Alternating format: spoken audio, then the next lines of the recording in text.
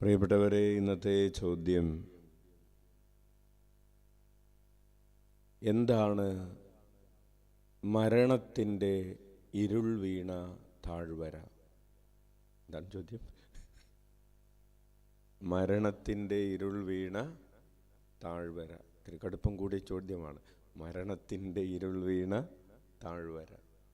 ഇന്നത്തെ സുവിശേഷത്തിൽ നമ്മൾ വായിക്കുകയാണ്, മരണത്തിൻ്റെ ഇരുൾ വീണ താഴ്വരയിൽ അന്ധകാരത്തിൽ കഴിഞ്ഞിരുന്ന ജനത വലിയ ഒരു പ്രകാശം കണ്ടു എന്ന്. അവർക്ക് വേണ്ടി ഇതാ മരണത്തിൻ്റെ ഇരുൾ വീണ താഴ്വരയിൽ കിടന്നിരുന്നവർക്ക് വേണ്ടി ഒരു പ്രകാശം ഉദയം ചെയ്തു.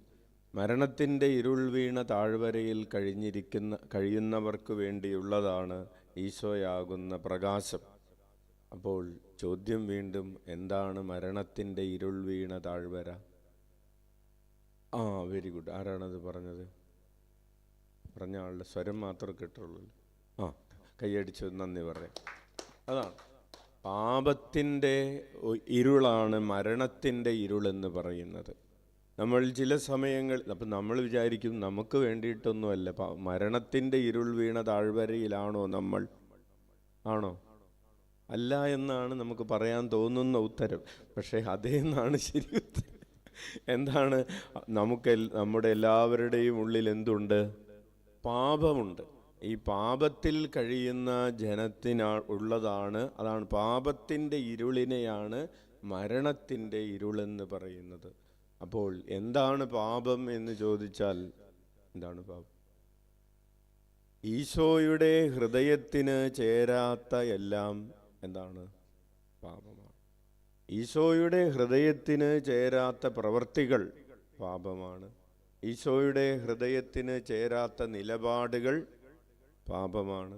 ഈശോയുടെ സ്വഭാവത്തിന് ചേരാത്ത ശീലങ്ങൾ, സ്വഭാവങ്ങൾ പാപമാണ്.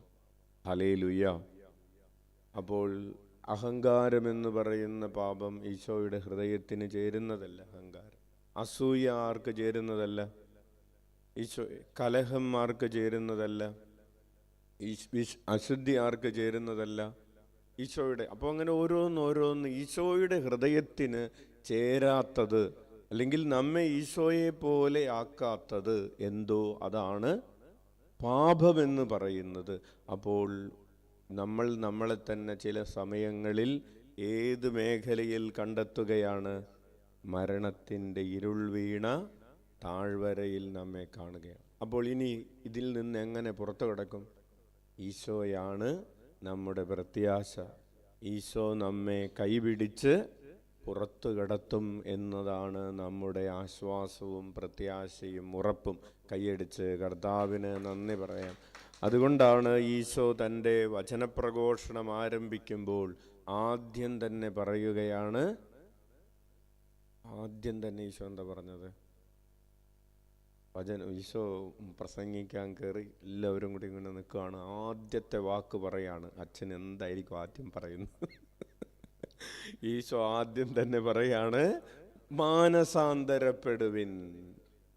ഈശോയുടെ ഫസ്റ്റ് ഡയലോഗാണ്. ഈശോയുടെ വായിന്ന് ആദ്യം ജനത്തോട് പ്രസംഗിക്കാനുള്ള ഒന്നാമത്തെ കാര്യമാണ് മാനസാന്തരപ്പെടുവിൻ. എന്താണ് നിങ്ങളിപ്പോൾ മരണത്തിൻ്റെ ഇരുൾ വീണ താഴ്വരയിലാണ്. ഞാൻ രക്ഷിക്കാം, പക്ഷെ നിങ്ങൾ എന്ത് ചെയ്യണം? മാനസാന്തരപ്പെടണം. ഹല്ലേലൂയ. നമുക്കെല്ലാവർക്കും എന്താവശ്യമുണ്ട് പ്രിയപ്പെട്ടവരെ?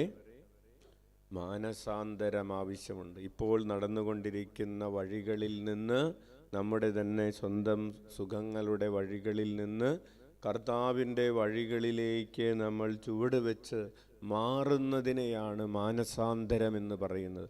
അപ്പോൾ കർത്താവ് നമ്മെ കൈപിടിച്ച് മരണത്തിൻ്റെ ഇരുൾ വീണ താഴ്വരയിൽ നിന്ന്, ഇരുട്ടിൽ നിന്ന് പ്രകാശത്തിലേക്ക് നയിക്കാൻ കർത്താവ് തയ്യാറാണ്. കൈപിടിക്കാൻ കർത്താവ് തയ്യാറാണ്. കൈ കൊടുക്കാൻ നീ തയ്യാറാണോ എന്നാണ് അല്ലേ? കർത്താവ് കൈ പിടിക്കാൻ വരുമ്പോൾ കൈ പിടിക്കാനായിട്ട് നമ്മൾ സമ്മതിക്കണ്ടേ? അതിനെയാണ് മാനസാന്തരം എന്ന് പറയുന്നത്.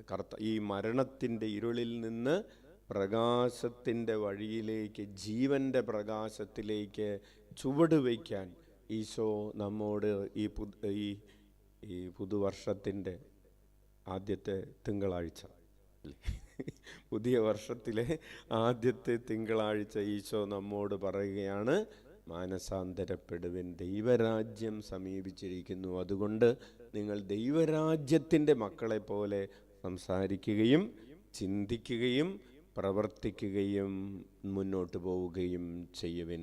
കണ്ണുകളടക്കാം.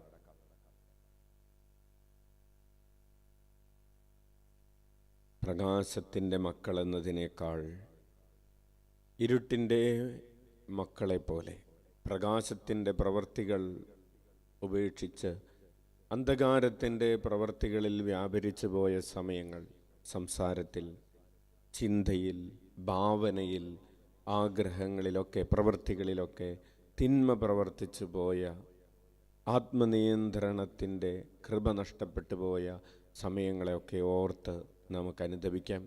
ദൈവസ്നേഹത്തിനെതിരെ, പരസ്നേഹത്തിനെതിരെ വന്നുപോയ വീഴ്ചകൾ, ചെയ്യാൻ കഴിയുമായിരുന്ന നന്മകൾ ചെയ്യാതെ പോയ സമയങ്ങളെല്ലാം ഓർത്ത് അനുദപിച്ചുകൊണ്ട് കരങ്ങൾ ഉയർത്തി 21 പ്രാവശ്യം ഉച്ചത്തിൽ യേശുനാമം വിളിച്ച് നമ്മുടെ പാപങ്ങൾക്ക് പരിഹാരം ചെയ്യാം. ഈശോയേ, ഈശോയേ,